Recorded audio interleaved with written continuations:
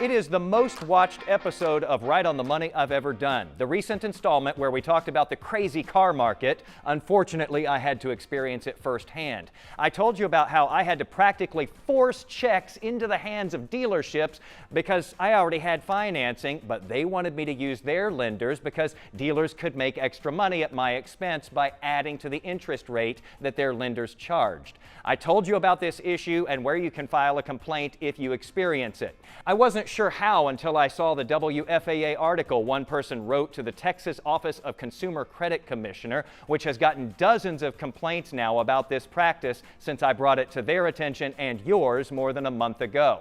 Here are some more snippets from car shoppers complaining to the state about forced financing at the dealership.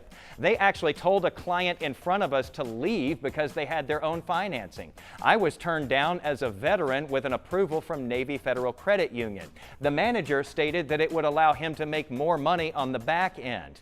Even with an offer of cash, they would not sell me the car. The interest rate was about 2.5% higher, but I needed a car quickly, so I agreed. The sales manager told me directly, if you choose to go with the credit union, this will change the price of the vehicle. And there's more. I handed them a check from my credit union for $50,000. The salesman stated at this time they were not accepting financing from credit unions. How is a business able to force a customer to use their financing, one asked. And then finally one said, when I asked why, he said because the owner can do what they want. In this particular scenario, they kind of can.